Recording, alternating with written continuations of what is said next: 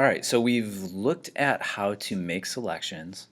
We're going to continue to work with selections, and there's a lot of different ways that you can use them.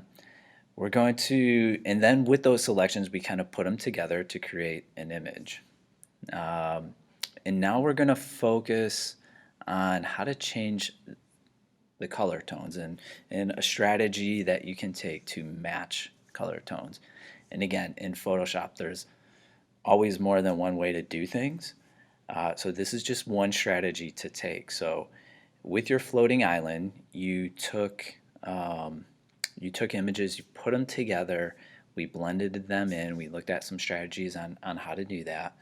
And now this would help us to match colors. So if we look here, we can see like the dog, okay, is a little bit different tone than like the basket or the background here. So we can just kind of resize things, and we want to put the dog and the basket on the bed. All right. And obviously this won't look right. So let me show you the result that we're trying to get to. We want to get to something that looks like this. Notice how the wood of the basket matches the wood of the bed, or at least it's similar. The brown of the dog fits those color tones a little bit better, and we want to start paying attention to lighting and those kind of details. So I'm going to go back over to where we left off, and we're trying to recreate that little scene there. So we're going to go back and forth on the dog and the basket here. And so another thing, I'm just going to zoom in. You're going to notice that the dog, won't be able to actually go inside the basket because they are 2D images. So we're going to have to create that effect, and we'll get to that. All right, so first thing I want to show you though is how to get these color tones right. So with the dog selected, I'm going to go up to the image menu, and we want to make an adjustment to this image. So we're going to go to the hover over adjustments, and then we're looking near the bottom. It's called match color, and we're going to select that. And we're going to go straight to the bottom here where it says source. So it's asking us for what we want to match this to. In this case, we have two files open. You're going to select match color start. That's the current file that we're using. And then it's getting more specific. It's asking us what layer do we want to match this to. In this case, we want to match this to the bed, and it does it for us. All right, you have a couple of sliders here to play around with. This fade one is probably the one that you'll be most interested in. It's fading the effect, so it's toning it down the more you drag it to the right. And so you can kind of just play around with this and get it to a color that you think looks good. You can always toggle the preview box on and off to see if it makes it better or worse. And once you get it to a point that you like, you're just going to select OK. And so it can be that simple. So let's go redo that with the basket. We're going to go to Image, Adjustments, Match Color. And we're going to pick a source. And the layer, again, we're going to match it to the bed layer.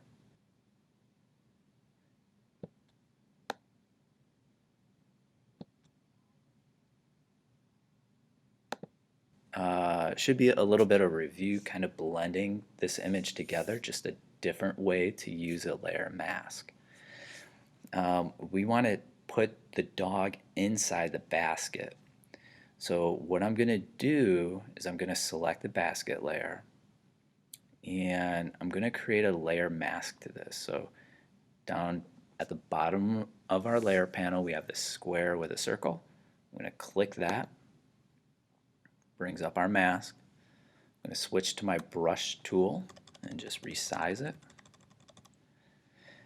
And we're not trying to like create a fade.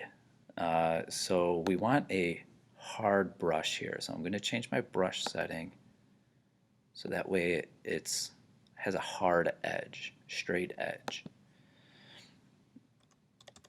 And I'm just going to zoom in a little bit more. And now we can just hide the areas that we don't want to see to give the effect that the dog is inside the basket.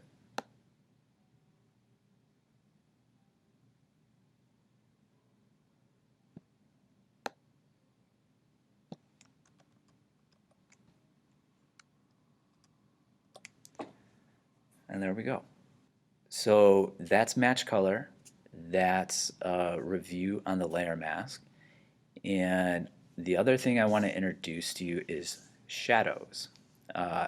Major part of Photoshop. So another problem that we see with this is that the basket doesn't quite look like it fits. You know, there just seems to be something missing, and it's a shadow.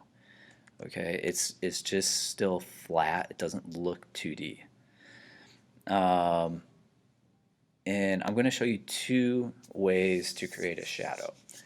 The first way is going to come down here at the bottom of our layer panel, and there's an FX button. Okay, this is also known as a layer style, so we're going to click on that. It's going to give you a pop-out menu of a couple of things to choose from. We want, we're going to pick a drop shadow.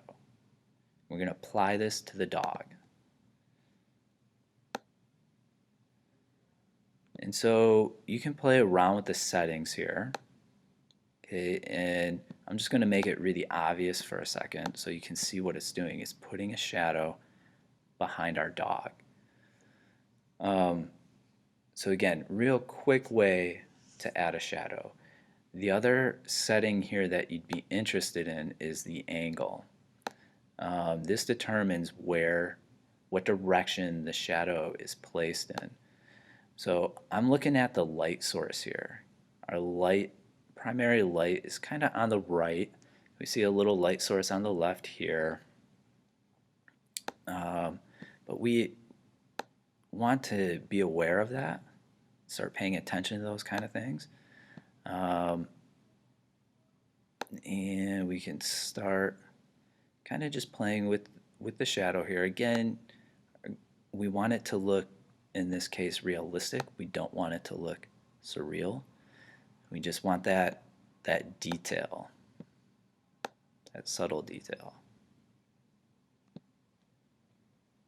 All right, so again, you can play around with things. This opacity setting would also be helpful for you to play with.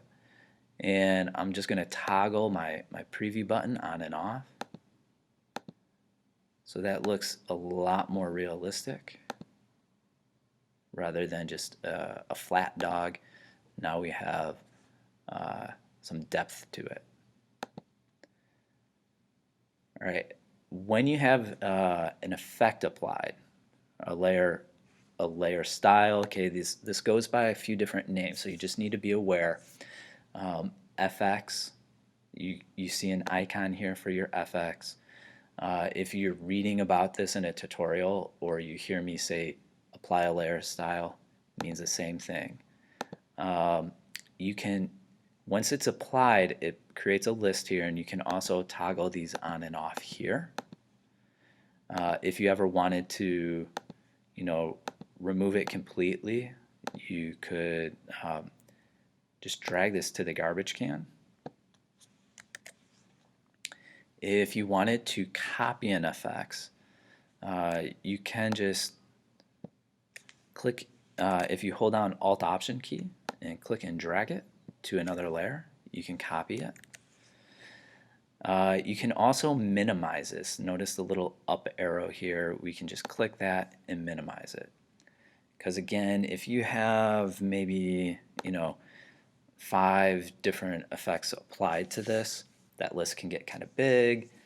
and you're trying to manage everything and keep everything organized. So you'll see me a lot of times, I will minimize that. All right, let me show you a different type of shadow. In this case, we're going to create our own, and we're going to create something called a cast shadow. So drop shadow is good for a shadow that's kind of simple, kind of mostly just behind you, doesn't need to be elaborate. We're going to look at a cast shadow though, and the formula is always going to be the same. We're going to create a shape, we're going to fill it with black, and then we're going to blur it. So to get our shape, we basically want to take our basket and use that as our shape. So we're just going to duplicate this layer. All right, I just dragged it over the create new button, and it creates a new layer. And I'm just going to rename this to shadow. We don't need the layer mask, so I'm going to just make that active by clicking on it, and then I'm going to drag that to the garbage can. It's going to ask me if I want to delete it. I'm going to go ahead, yeah. So what I'm left with is the original basket. We're going to do something called load a selection. So I'm going to hold on the command button on a PC, that would be control, and I'm going to click the thumbnail on the layer panel. All right, that's an important keyboard shortcut that you need to know. It's going to save you tons of time. So that's holding down command and clicking on the thumbnail. It's going to automatically load that entire layer. So now if we go to edit, there we go, edit, fill,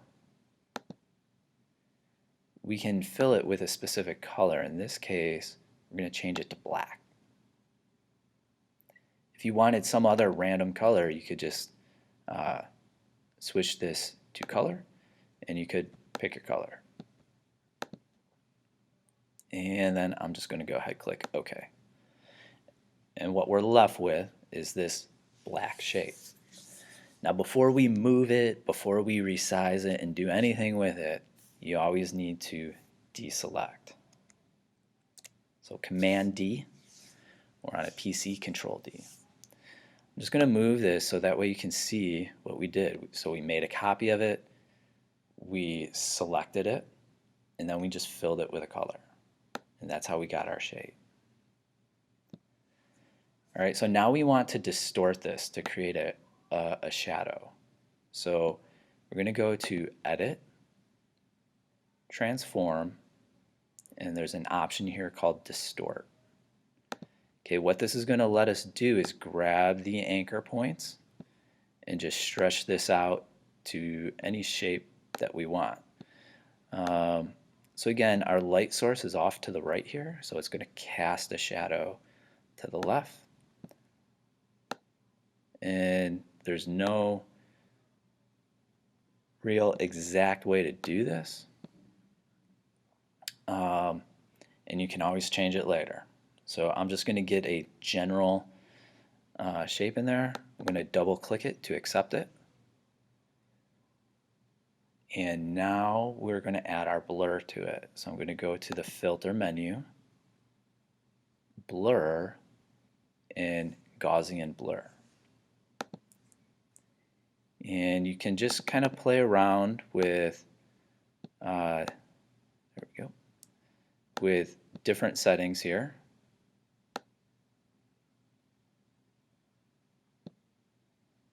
And I'm going to put mine right around, I think, 10, and click OK. And there we have our blur. I'm going to kind of move this a little bit more.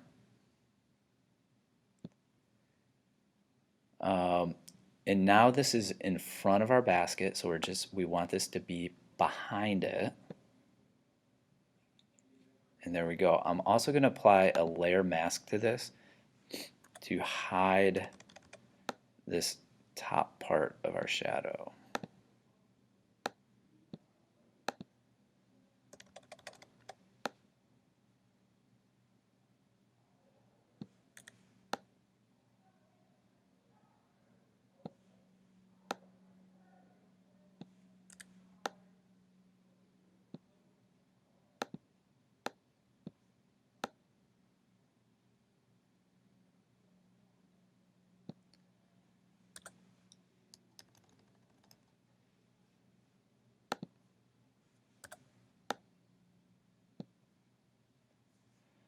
Okay. And we can also lower the opacity for that entire layer. So up in our layer panel in the top right, we have an opacity setting that controls everything for that layer. So again, just another way to kind of tone down the shadow a little bit, blend it in um, to the background. And so we can see our shadows here um, do make a big difference. So this is what it looks like without it. And then with our shadows, it helps blend it in. We could continue to play with this a little bit if we wanted to. Um, but I think this is good enough. So take a screenshot of what you have. I want to see your shadows. I want to see your matched color. And I want to see the dog inside the basket. And then upload that and move on to your next project. A couple of things to just keep in mind that you should know how to do. Match color. You should be getting more comfortable with layer masks and understand, some of the different things that you can do with that. And then again, be aware of shadows. I would say at this point you should know how to add a drop shadow. You should know, if I say the word layer mask, add a layer mask, or add an effect, you should know where to go to do that. That's in the bottom of that layer panel. And then at least understand the concept of a cast shadow. All right, so we're going to make a shape, fill it with black, and then blur it. So moving forward, okay, I'll remind you to do most of these things, and that's it. Okay, thanks.